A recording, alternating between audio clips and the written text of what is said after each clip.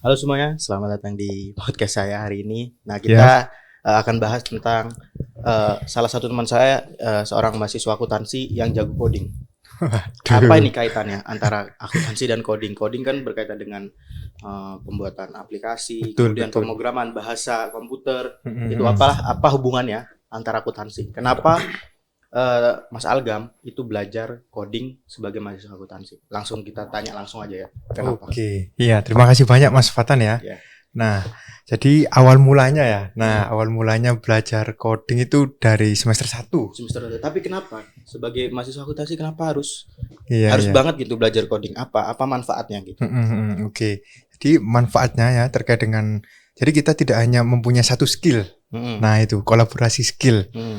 Jadi kita mempunyai suatu skill yang mana ada coding. Coding. Nah, coding ini ketika kita bisa mengendalikan coding, itu bisa membuat sesuatu. Oke. Membuat Buat apa? membuat sistem. Sistem. Iya, sistem mulai dari perencanaan laporan keuangan secara otomatis. Jadi ketika sesuatu mahasiswa, jadi mahasiswa tersebut kita tolong nih satu-satu nih. Nah, kita share aplikasi kita nanti. Nah, nantinya akan dibuat oleh mahasiswa tersebut. Nah, sehingga kalau misal sudah diambil responden gitu ya. Responden itu nanti akan merujuk ke dosen juga. Kita kolaborasi dengan dosen. Waktu itu saya pernah membuat suatu aplikasi ya, yang dimana audit. Nah, Aplikasi ini audit. Audit kan tidak asing ya Tidak asing buat mahasiswa akuntansi. Tidak asing. Nah, tapi aplikasi apa yang dibuat oleh seorang mahasiswa akuntansi itu untuk audit itu aplikasi kegunaannya apa gitu? Oke ya. Jadi aplikasi audit ini untuk yang pertama itu tidak hanya audit saja di dalamnya. Jadi kita bisa menyimpan sesuatu laporan keuangan di sana. Terus kita bisa memeriksa nih dari tahun 2022 ya. Terus ke tahun 2023 itu ada mengalami kenaikan enggak? Berarti itu salah satu fungsinya. Iya. Atau ada fungsi-fungsi lain? Ada berarti fungsinya itu lebih ke analytical prosedur ya, berarti betul ya, analytical prosedur, membandingkan nilai dari tahun-tahun sebelumnya. Betul. Terus ya. Kalau misalnya ada lonjakan, kita perlu pertanyakan kok bisa ada lonjakan. Betul ya. Meningkat ataupun menurun. Apakah ada fungsi lain selain? Ada rasio keuangan. Oh iya. Rasio keuangan. Okay. ROA kayak gitu-gitu ya. Return on asset.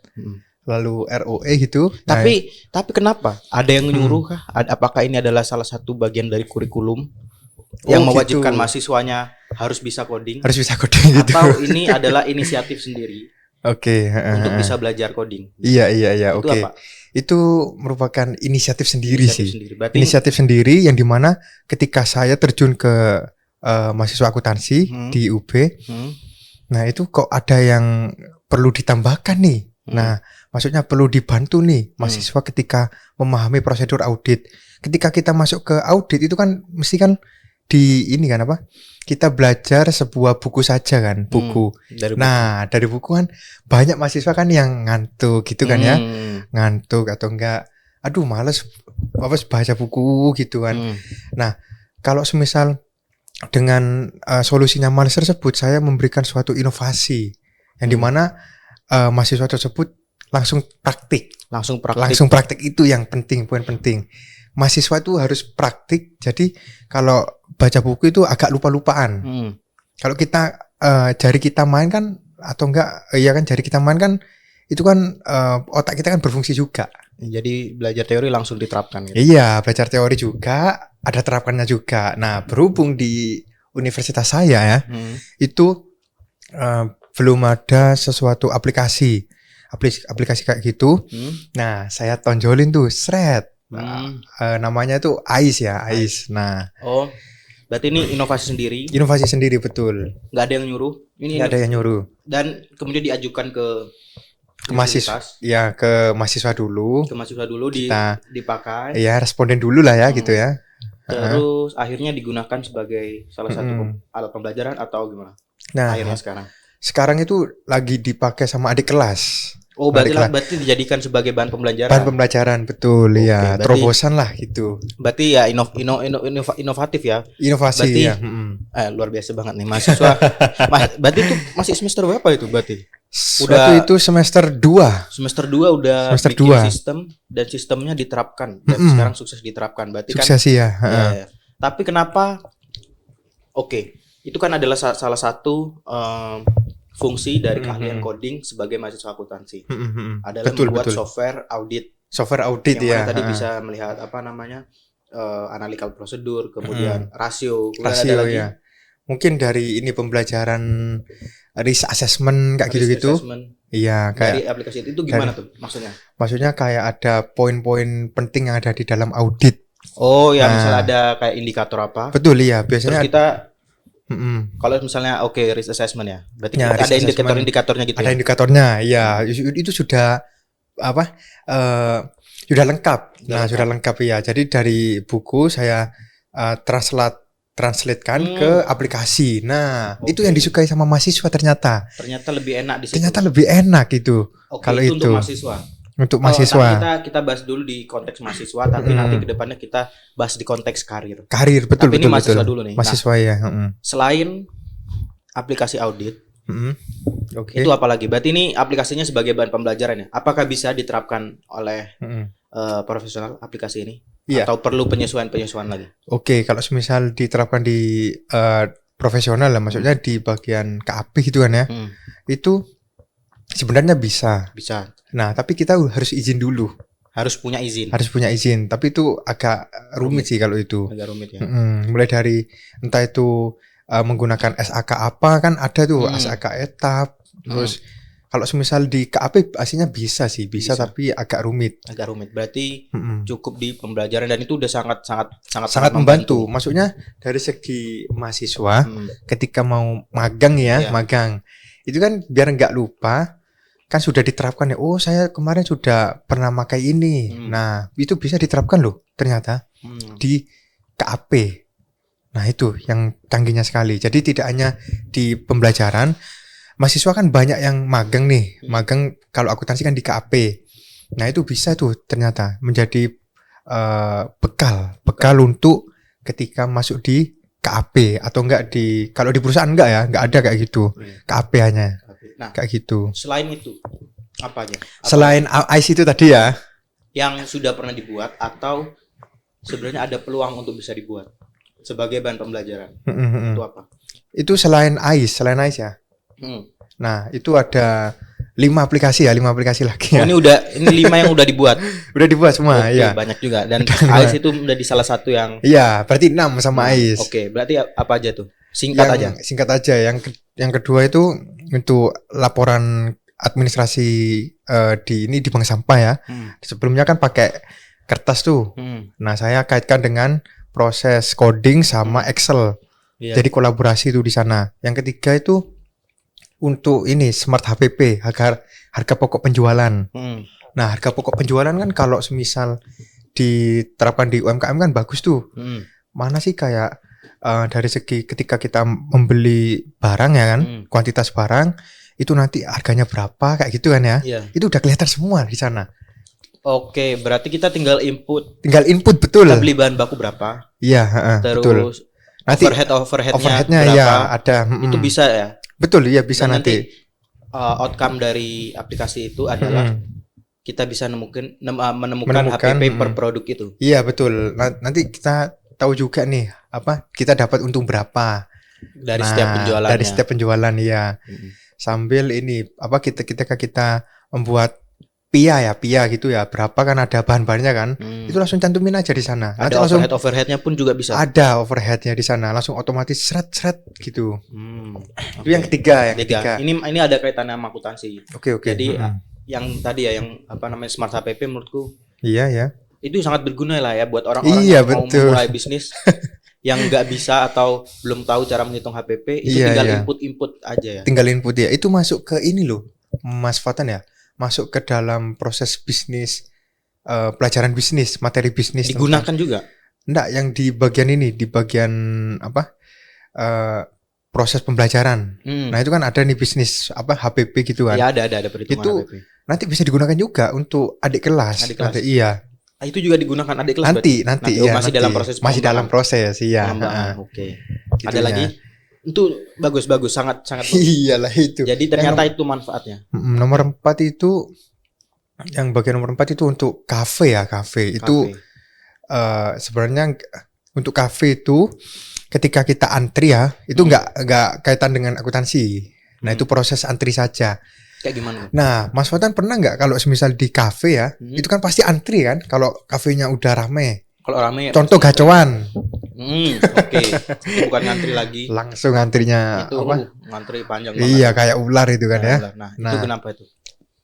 Dari aplikasiku itu saya kan sudah terjun nih ke bagian daerah Batu, restoran Batu itu ketika kita sudah diterapkan itu ketika kita mengambil antrian, ya kan, mengambil antrian itu kita langsung duduk. Maksudnya ketika kita pesan, nah pesan misalnya dari jarak Surabaya nih ya, datang seret ke kafean, nah itu tinggal pakai HP. Jadi kita duduk pakai HP, terus lihat tempat duduknya nomor berapa, langsung tetet datang orangnya yang nyiapkan makanannya. Aplikasi atau scan? Aplikasi langsung download di Play Store gitu. Tapi Pak kalau misal Play Store-nya nanti masih proses. Tapi kenapa nggak pakai sistem scan? Kalau scan kan jadi masih sistemnya website. Nah. Jadi karena gini, ini kontraku ya. Oke. Misalnya orang datang ke situ kan, kalau misalnya orang yang udah pernah datang, mungkin dia udah punya aplikasinya. Betul. Kalau orang belum pernah datang, dia harus ada satu step lebih jauh, yaitu adalah download. Download dulu. Mendownload aplikasi itu gampang ya kan. Iya. Tapi kenapa kok nggak pakai sistem scan? Misal dia datang, tapi bagus konsepnya. Jadi pelanggan tuh datang, iya. Terus ada scan, misalnya silakan mengantri dengan scan. Betul. Scan, tulis nomor berapa. Ya. Ini yang aku pahamin ya konsepnya. Aku belum tahu lebih jauh tapi nomornya berapa. Iya. Nanti ditunggu pelayannya datang gitu ya. Apakah seperti itu? Nah, kalau semisal pakai scan kan harus beli ininya kan, kotaknya itu satu-satu. Tes gitu. Kalau stiker masih beli stiker kan? Iya. Nah, itu untuk mengurangi beban restoran. Beban restoran. Betul, iya. Tapi konsepnya seperti itu ya. Jadi aplikasi kita datang, kita download dulu di Play Store. Download dulu. Habis itu kita kan ada kayak Google Form itu nanti, Google Form. Nah, kita tulis namanya. Terus mejanya nomor berapa itu udah ada semua di sana. Makanannya ada pun juga, ada gambar makanan, menu makanan. Berarti nanti pelayannya datang. Nanti langsung ke server kitchen. Nah, jadi nanti ketika kita sudah mengisi itu nanti langsung ke server kitchen. Terus langsung ditawarin nih makanannya. Nah, jadi langsung datang makanannya, nggak usah perlu pembayarannya. Waiters. Pembayarannya langsung di situ. Jadi langsung ada di Google Form. Di Google Form ada nih BNI atau enggak dicantumin kan bisa itu di Google Form. Langsung transfer di situ. Berarti misalnya kita datang download aplikasi, kita pilih nomornya berapa, makanan apa aja yang kita pilih, pintar. Terus langsung bayar di situ. Ya. Berarti ada sistem konfirmasi pembayaran tuh ada di situ ya? Ada di situ. Rumit juga ini. Enggak, sebenarnya kalau untuk mengurangi beban ini ya karyawan. Nah, jadi yang para waiters itu kita minimalkan. Gitu. Jadi tidak usah menggunakan mau pesan apa kan gitu kan sekarang udah teknologi. Permintaan customer itu langsung masuk ke kitchen gitu. Kitchen iya betul ya, kitchen. Jadi langsung lah. Berarti kita memotong satu tahap. Sebenarnya kalau misal untuk ke kasir dulu baru kitchen, sorry. Nah, ke kasir dulu baru kan kitchen. Berarti kalau misalnya konvensional, iya. Customer datang kan orangnya masuk ke tahap pertama ke kasir. Iya, kasir, mesen. Kasir nanti nyampaikan ke kitchen. Kitchen iya, kan itu masih antri tapi kan kalau kita kan, iya. Kitchen ke server tadi. Kitchen langsung ini masak. Langsung masak iya. Servernya jadi kasir, servernya jadi kasir. Ada di kasir servernya itu. Jadi server maksudnya pelayan. Jadi ini konvensionalnya ya. Iya. Pelanggan masuk ke kasir. Iya. Bayar. Pelayan ya. Informasi yang didapatkan oleh kasir ini disampaikan ke orang kitchen, oke. Kitchen masak. Ada makanannya jadi. Oke. Masuk ke pelayan. Pelayan ya. ke customer betul ya. Ada 3 tahap. Ada 3 tahap ya. Sedangkan inovasi ini memotong tahap yang pertama, kasir tadi.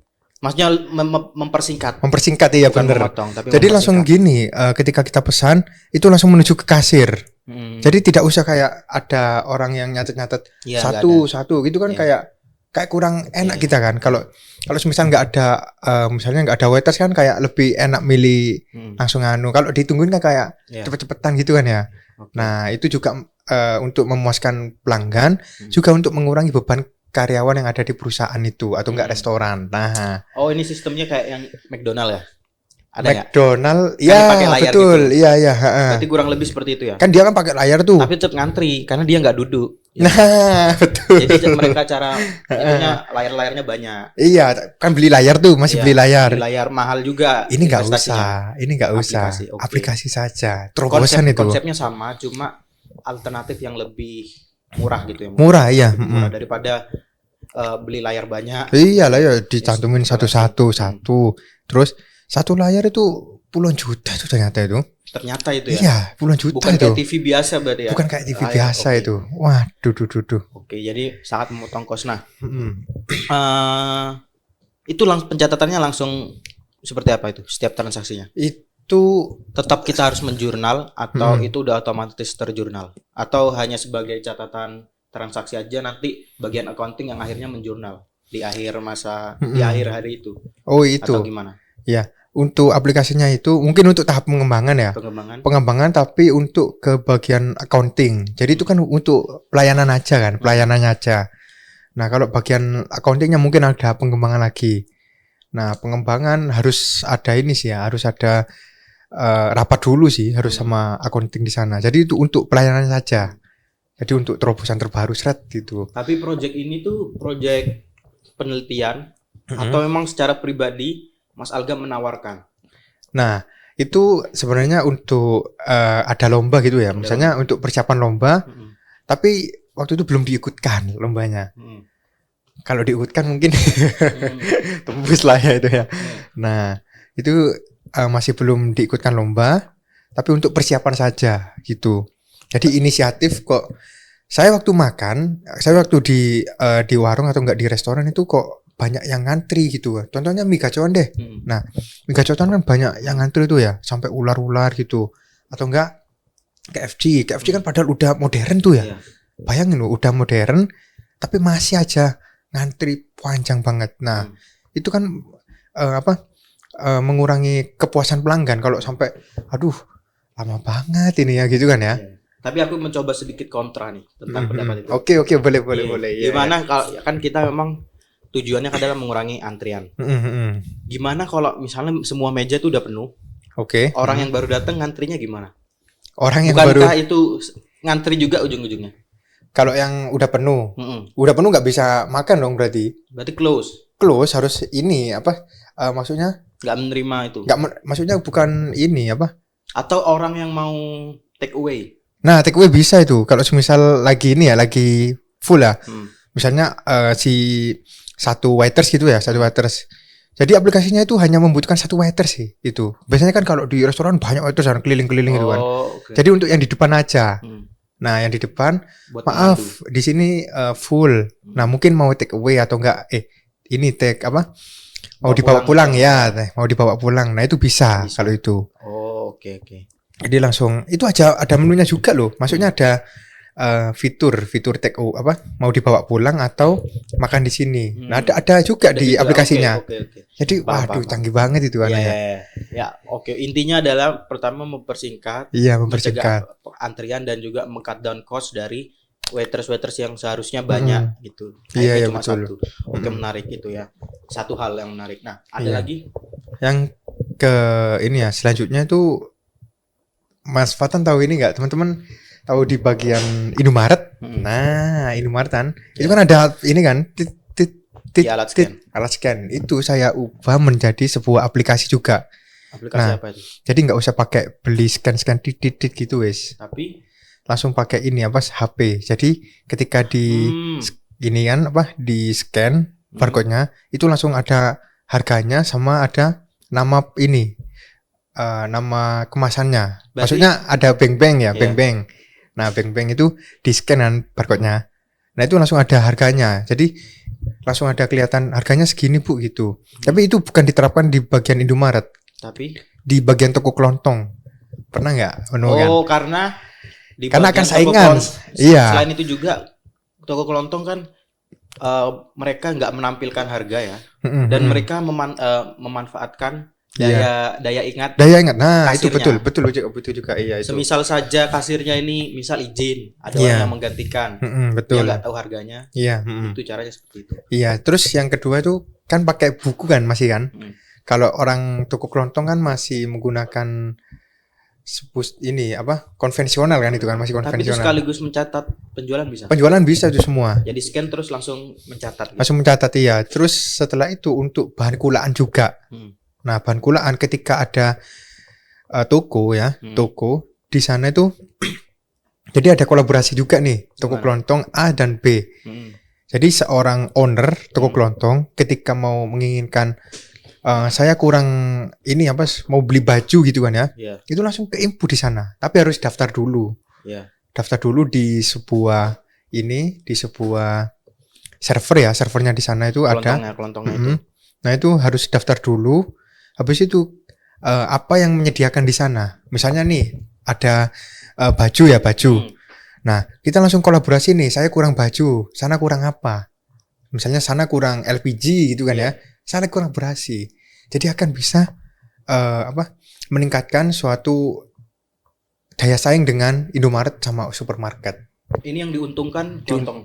Kelontong banget itu, kelontong. Itu misal nih, saya kelontong A, saya kelontong B. Ini udah terintegrasi ceritanya. Udah ya. Saya sebagai kelontong A kurang ada pelanggan mau beli 5 LPG. 5 LPG, oke. Sedangkan saya hanya punya 4. Itu harga enggak. Nah, itu berarti saya langsung komunikasikan ke kelontong B bahwa saya kurang 1 gitu. Iya, kurang 1 ya bisa kayak gitu. Kalau saya bayarnya atau yang pembayarannya gimana? Berarti pembeli ini bayarnya ke A atau saya bayar dulu ke A, terus saya jual ke B ke pelanggan. Jadi beli dulu ke A tadi kan ya. Nah, itu pembeliannya masih bersifat biasa ya, masih Berarti bayar gitu ya. Jadi nggak ada di aplikasinya, nggak ada. Berarti itu. A beli ke B dulu. Iya kan, soalnya kan si A ini kan kekurangan kan. LPG 1 kan. Berarti A beli ke B, habis itu dijualkan ke customer. Gitu. Tapi A beli ke B itu harga pasar atau harga kulaan? Harga pasar. Nah, biar ini enggak biar yang biasanya. B untung. Iya, soalnya saya pernah terjun juga. Ini bukan sekedar ini ya, bukan sekedar tapi awang-awangan gimana gitu. Cara A bisa dapat untung kalau dia cara A jualnya pakai harga pasar? Soalnya nanti dapat untungnya di customer. Berarti ini mempermudah customer. Tapi mempermudah kelontong juga. Mempermudah kelontong kayak gitu. Kalau mempermudah kelontong, customer juga dimudahkan dong.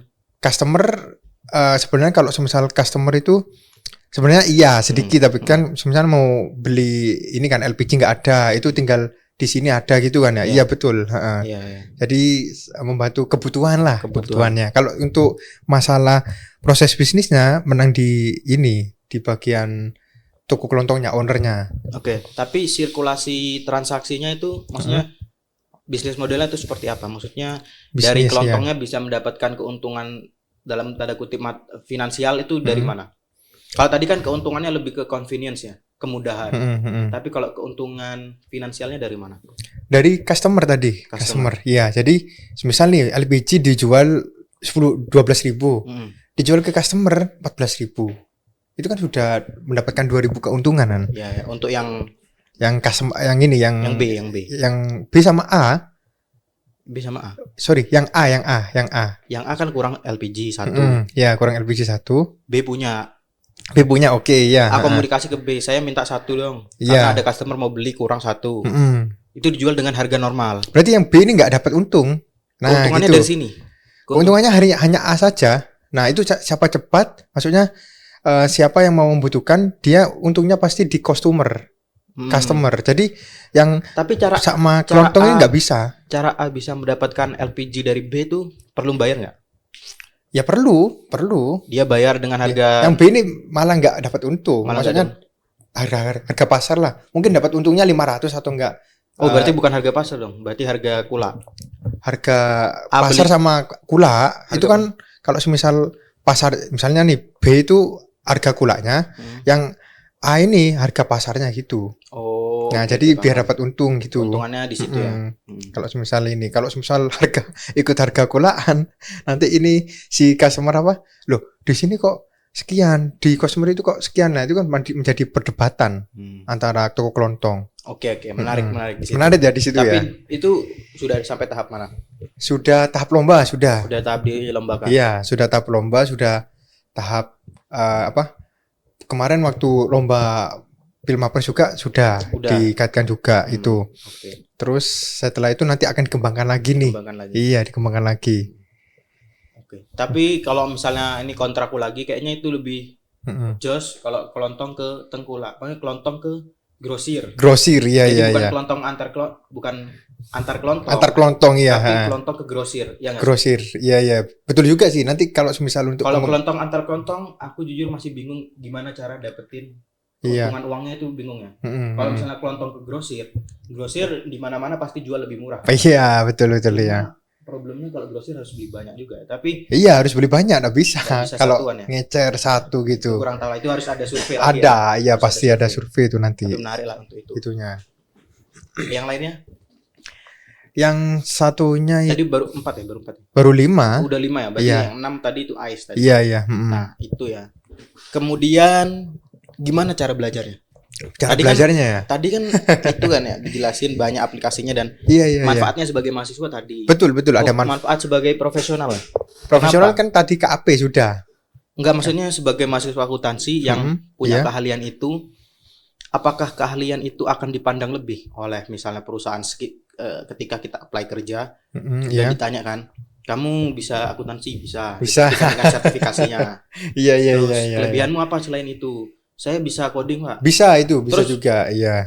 Si perusahaannya bilang, oh kamu bisa coding, tapi apa untungnya buat saya kalau kamu bisa coding? Nah, apa kira-kira? Nah, mungkin keuntungan bagi perusahaan yang punya akuntan yang bisa coding. Coding ya itu. Nah, untuk mencegah ini, kalau semisal kita membuat laporan keuangan, itu kan masih ada yang, waduh kok gak balen-balen ini. Nah, itu menjadi suatu tantangan bagi perusahaan. Majulah nanti kita membuat suatu proses laporan keuangan, gimana caranya sekali langsung jadi otomatis balance gitu. Kalau nggak balance udah ketahuan tuh. Tapi dikasih analisisnya, kamu kurangnya di sini, ini gitu, kayak AI. Nah, AI akuntansi, masuk tuh AI akuntansi.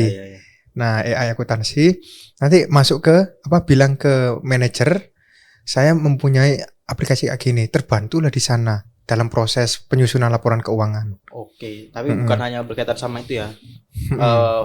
Pengendalian sistem di perusahaan itu misalnya belum tersentralisasi gitu ya, belum terdigitalisasi. Iya, betul. Kita bisa propose nih ke manajer. Pak, saya punya ide nih, misalnya sistem, kan tahu sekarang ada namanya Talenta ya.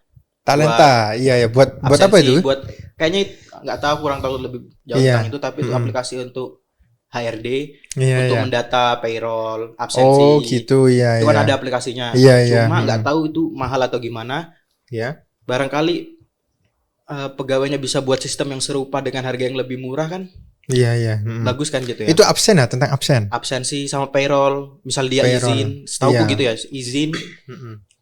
Jadi nanti di akhir bulan tuh kita tahu. Tapi nggak ada kaitannya dengan akuntansi itu kan ya? Nggak ada sih, tapi mempermudah kan? Mempermudah ya, itu juga digital lah ya, digital. Digitalisasikan sistem. Betul ya, perusahaan. Kan nggak semua perusahaan punya ahli IT juga, nggak punya programmer kan? Iya betul. Ada salah satu akuntannya bisa. Iya, kenapa enggak gitu kan ya? Bantuin dong gitu. Tapi menarik ya kalau misalnya buat sistem payroll gitu, kayak misal hari Senin kita masuk jam segini, kita telat berapa jam berarti potongan gajinya sekian. Oh gitu ya, paham. Setauku Talenta tentang kayaknya sistemnya tahu kurang begitu paham, tapi itu adalah software untuk HRD setauku ya. Untuk HRD. Soalnya kan untuk memproses siapa saja yang nggak masuk terus kena potong. Oh, payroll ya, terkait dengan payroll. Nah, payroll mungkin suatu sistem penggajian ya. Itu bisa dikaitkan dengan Excel ternyata. Jadi ketika aplikasi tersebut itu rumahnya Setelah itu Excel itu isinya. Oke. Nah, isinya. Jadi Excel tersebut ya, di dalam Excel tersebut itu nanti ada beberapa, misalnya nih ada karyawan gitu kan. Itu kan milik HRD kan. Nah, milik HRD. Jadi nanti HRD itu langsung gampang. Oh, masuknya setengah sekian. Terus habis itu potong gaji sekian berarti. Jadi langsung untuk memudahkan seperti itu. Tapi manfaatnya bisa ke situ ya. Manfaatnya bisa di situ. Itu bagus loh inovasinya itu. Yang payroll itu. Yang tadi yang disebutkan sama Mas Fatan tadi ya. Untuk yang payroll. Mungkin di perusahaan besar mereka udah punya ya sistemnya sendiri. Iya. Tapi nggak semua perusahaan punya. Nggak semua perusahaan punya, bahkan betul. Mereka mungkin masih manual. Manual, iya. Kayak sistem datang pengabsenan tuh masih manual. Pengabsenan masih manual. Ada lah yang beberapa lah ya manual. itu. Dan itu bisa kalau misalnya kita kerja di perusahaan yang sistemnya masih manual, kebanyakan betul. manual, kita bisa gunakan skill kita dalam coding untuk bisa itu. Iya, mendigitalisasi betul. Ya, tapi itu skill and goal-nya lah, maksudnya untuk bisa sampai di tahap itu kan kita harus belajar ya. Iya, belajar. Bisa mengetahui dulu nih gimana cara membuatnya. Iya, betul. Nah, apa yang harus kita siapkan, dan seperti yang kita tahu seperti yang saya pahami ya, dalam pembuatan program atau ya program aplikasi, sistem itu kita perlu yang namanya bisa berbicara dengan komputer. Bisa memberikan perintah ke komputer, oke, ya. Kalau kita beri perintah ke manusia ya pakai omongan langsung lah ya. Ngomong langsung atau bahasa isyarat. Kalau pakai komputer itu ada namanya bahasa komputer. Bahasa komputer ya. Contohnya yang saya ketahui ada Python, JavaScript. Iya, betul. Ada CSS. Ya. Itu ada banyak lah. Nah, iya. Bahasa apa yang harus dipelajari? Yang bukan harus ya, yang kayaknya sebagai yang simple lah ya, simple. Sebagai mahasiswa akuntansi nih, kita kan nggak perlu jago-jago banget lah. Iya, betul. Kita nggak mau kerja sebagai programmer Gojek, bukan kan? Makanya kita ingin bisa menselaraskan atau mendigitalisasi ya sistem suatu perusahaan yang membantu lah ya itu ya. Membantu. Iya, susah memang. Betul. Awalannya gimana? Awalnya mungkin belajar dari YouTube. Nah, YouTube lagi ya. Kenapa YouTube? YouTube lebih dari Oke. Nah, dari YouTube ya. Kalau semisal di YouTube kan banyak tuh ya. Mulai dari pembelajaran gimana caranya membuat button. Nah, itu kan ada nih, semisal kita mau membuat button. Satu button itu saja rumit. Contohnya dari front end sama back end. Nah, pembahasannya nih ya. Front end itu di depan, kalau back end itu di belakang. Back end ini bagian coding ini. Nah, jadi jelaskan dalam konteks konstruksi. Bisa nggak? Front end dan back end. Konstruksi ya. Konstruksi mungkin kalau front end tinggal buat ya, buat itu arsiteknya. Sipil atas. Teknik sipil itu. Teknik sipil tuh back endnya. Back endnya iya, karena betul ya. Yang membuat iya. Front end yang mendesain. Arsitek iya betul. Ya, seperti kayak gitulah intinya. Ya, kurang lebih ya. Kalau semisal di bagian back end itu coding semua ya. Tapi yang front end ini tinggal desain. Figma bisa. Desain gitu. Terus yang back end ini waduh, kok banyak sekali. Makanya ada meme ya. Oh, ada. Iya, betul. Kalau meme teknik sipil itu Gimana itu? Arsiteknya bagus ya, seret. Bergelombang. Iya. Teknik sipilnya bingung gimana cara bangunnya. Itu juga ada di ini ya, di sosial media ya. Iya, di coding juga ada desainernya, front end-nya dibikin desain. Bagus tuh, seret. Kayak Grab itu kayak anu lah ya, seret itu. Bingung gimana cara buatnya ini. Ya udah kamu pindah. Gitu, Tapi bahasa apa? Di bagian mana? Di bagian back end atau front anu? Enggak, sebagai akuntansi kalau kita mau buat otomatis harus belajar dua-duanya dong. Yang kalau semisal coding itu belajar JavaScript sama mungkin JavaScript saja. Tapi gini, yang aku tahu tuh bahasa pemrograman itu kayak misal JavaScript itu salah satu nenek leluhur.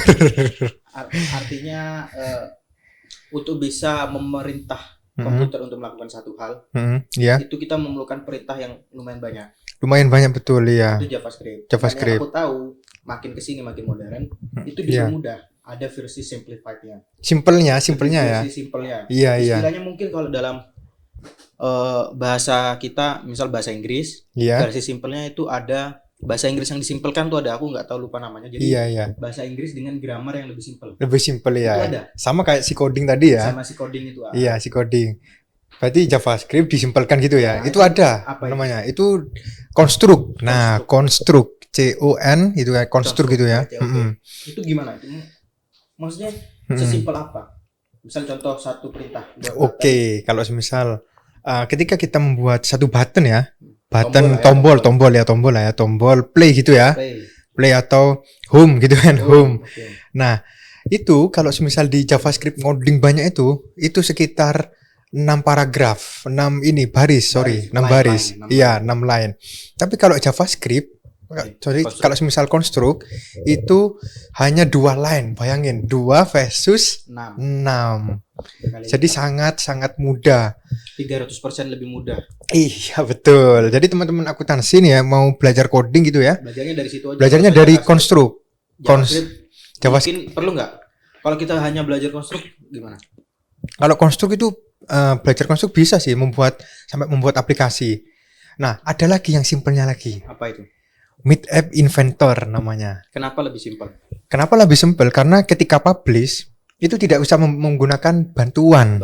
Iya, kalau semisal konstruk itu menggunakan bantuan website, Netlify gitu kan ya, untuk publish. Misalnya nih, aku mau publish dong gitu kan ya, misalnya nih, mau publish. Tapi dia harus menggunakan bantuan hosting. Hosting kalau misalnya website ya, biar websitenya bisa tayang. Iya betul. Punya hosting. Hosting iya. Kalau semisal yang konstruk itu harus punya senderan. Iya. Jadi bukan hanya manusia loh yang senderan, ternyata. Waduh. Aplikasi juga harus ada bantuan lah. Iya betul. Namanya Netlify.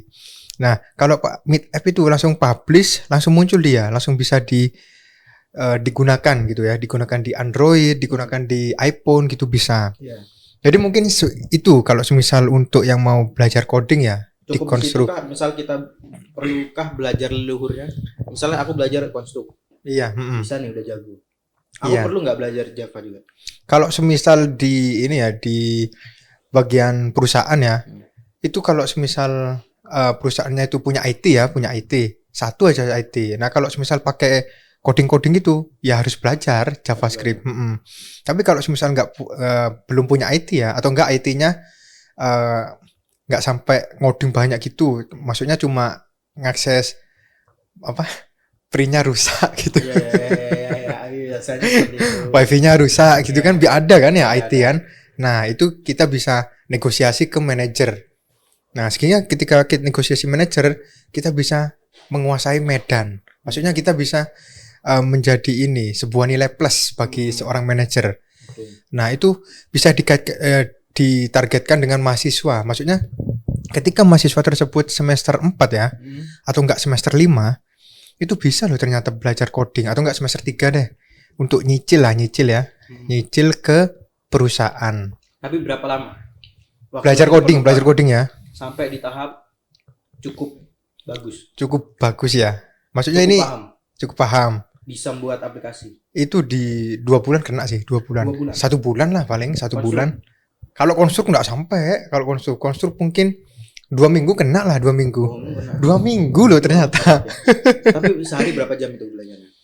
Sehari 3 jam kena sih, 3 jam. Maksudnya seminggu 3 kali per sesi 3 jam itu. Betul. Dalam waktu 2 bulan itu udah paling tidak udah bisa menguasai dan bisa ada produk yang diciptakan. Betul. Ternyata Mas Fatan ya. Karena aku pikir tuh lebih lama dari itu loh. Lebih lama? Lebih dalam, maksudnya perlu waktu yang lebih lama untuk bisa. Oh itu untuk coding yang intermediate baru. Karena ini lebih ke basic, lebih sederhana lah. Basic iya betul. Ternyata coding akuntansi ini bisa dibuat suatu karya loh. Karya gimana maksudnya? Maksudnya tahu peraturan ini ya, Kemdikbud ya, membuat skripsi, gantinya skripsi, karya. Nah karya kan, karya itu ketika seorang akuntansi ketika membuat suatu karya, itu ternyata bisa digantikan sama skripsi. Berarti project tadi itu kayak misalnya kita buat AIS, sistem audit itu. Bisa dikonvertikan sebagai skripsi ya, itu adalah salah satu hasil terobosan inovasi sebagai salah satu opsi tugas akhir. Tapi ya banyak lah ya informasi apa misalnya kita bahas terkait dengan teknis coding. Iya, betul. Itu iya. bisa lama lah ya videonya. Waduh, Ya bisa kan? berjam-jam. berjam-jam. Iya. Karena memang semenarik Betul. itu dan yang perlu waktu yang lama. Tapi Iya. mungkin ya sampai di sini aja sih videonya. Tapi sebelum kita tutup, mungkin dari Mas Algam ada kesan unik Kesan atau unik. Oke. Gimana caranya Mas Algam membuat orang percaya bahwa sebagai mahasiswa akuntansi itu harus Belajar coding. Coba yakinkan mereka. Oke. Dan Jadi- atau yakinkan saya. Jadi buat teman-teman nah bagi semester 1 ya, maba gitu ya. Itu belajar coding. Jadi ketika mempunyai satu skill yang masuk ke terjun ke universitas tersebut, itu harus disampingkan dengan belajar sebuah teknologi atau coding. Jadi untuk bisa menguasai sebuah medan yang ada di perusahaan. Jadi seperti itu. Nah, kaitannya apa sih akuntansi dengan coding? Nah, itu ada kaitannya. Mana kaitannya? Ada persamaan. Kan beda. Akuntansi ekonomi. Iya, akuntansi ekonomi oke. Kalau aku beda sih. Iya. Tapi coba apa? Coding. Nah, jadi akuntansi kalau salah dari awal itu kan langsung salah semua. Oh, Iya kan? Maksudnya nggak balance. Nah, Terus kesamaannya apa? kesamaannya kalau coding. Nah, ketika kita ngoding ya, kalau ada yang salah di tengah-tengah atau nggak di mana itu salah semua juga. Jadi itulah merupakan suatu persamaannya yang antara akuntansi dengan coding. Oke. Iya. Itu kesamaannya dan mungkin kesamaan lainnya ya. Kalau di akuntansi kita dipaksa untuk bisa berpikir secara runtut. Betul. Karena apa yang kita lakukan kan runtut dari penjualan hingga produk akhirnya adalah laporan keuangan itu kan Iya, runtut. runtut Nggak bisa ya, di betul. skip. Betul. Nggak usah deh langsung itu ya. Nggak bisa. Bisa. Dan juga itu juga terjadi pada coding ya. Betul, Kita iya, harus betul. runtut dari perintah awal, terus ada loop gitu-gitu Iya, betul, looping ya. Iya. Intinya Jadi harus runtut, sama-sama runtut antara akuntansi sama si coding tersebut seperti jadi, itu. Ya itu ya. Nah, kalau misal untuk meyakinkan coba yakinkan lah. Ya. Selain Yakinkan ya. Ya, kita yakin. Nah, ketika sekarang kan tadi yang sudah dibahas ya, yang terkait dengan pengganti skripsi gitu ya, inovasi. Nah, inovasi itu nantinya ketika kita belajar coding, nah itu langsung membantu para mahasiswa untuk meneruskan ke skripsi atau enggak ganti skripsi lah menjadi inovasi. Nah, banyak tuh yang sudah diterapkan di berbagai universitas. Di Malang sudah banyak universitas, Brawijaya, UM juga ada loh. Kayaknya UM. ada sih. Kayaknya. Jadi yang menjadi yakinkan kalau misal kita belajar coding bisa menggantikan sebuah skripsi tersebut seperti itu. Selain itu juga mempermudah kita nanti di perusahaan juga. Betul ya. Jadi bisa membantu di bagian perusahaan gitu kan ya. Dan tadi itu. Ya, dan juga barangkali ternyata karir kita bukan di akuntansi tapi malah di coding kan. Coding. Siapa tahu. Iya betul. Jadi ada istilahnya kalau misal aku bilang itu safety net lah. Misal akuntansi nggak jalan. Iya. Yang penting kita ada skill lain lah. Yaitu skill lain iya. Betul. Safety net. Gitu. Second option apa? Second option. Plan B. Plan B ya plan B. A-nya jadi akuntan di Big Four. Big Four ya. Plan B-nya jadi di bagian coding ya. Coding. Tapi di unicorn juga.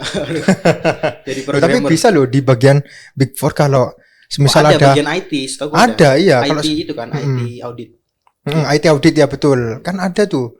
Jadi akuntan ini bukan hanya sekedar ini keuangan, hitung uang katanya. Ya. Hitung uang bukan. Tapi sistem juga ada ternyata. Jadi kita ketika audit itu ada IT-nya juga. Ada IT-nya. Dan itu di Big Four juga ada iya. Jadi ya mungkin ya tadi pengganti skripsi, bisa ilmu baru. Kita juga persiapan kemudian kita dilatih logikanya untuk bisa lebih betul. kuat karena erat kaitannya antara coding ini dengan logika. Betul ya. Jadi kalau kita memang jago coding ya dipastikan logika kita udah terstruktur dengan baik lah. Dan selain itu juga menambah skill ya. Ada safety net. Selain itu juga memperluas peluang kita untuk bisa mendapat pekerjaan karena selain kita bisa bekerja di bidang keuangan, kita juga bisa bekerja di bidang teknologi. Teknologi ya betul. Jadi itu. Ada sampingan nanti ya. Ada sampingan. Karena kerja sampingan. Iya. Paginya keuangan, malamnya proyekan. Iya. Oh, bagus. Iya, Nah, itu sih untuk pembahasan di video kali ini. Iya, betul. Ini sangat unik ya. Sangat ini unik. ya. Karena coding ya. Dulu aku sempat sebelum aku masuk di akuntansi ya. Itu kan sering lihat di YouTube gitu, ada salah satu wawancara mahasiswa UI akuntansi itu ditanyain ngapain aja lah di sana gitu. Betul. Dan mereka bilang kalau ternyata di UI mereka belajar Python ya, itu malah akuntansi ya. Akuntansi belajar. Aku nggak tahu lebih jauh tentang kenapa mereka belajar Python. Iya. Tapi setahu aku Python itu salah satu bahasa yang susah ya. Kalau Python Tapi itu Python buat apa ya?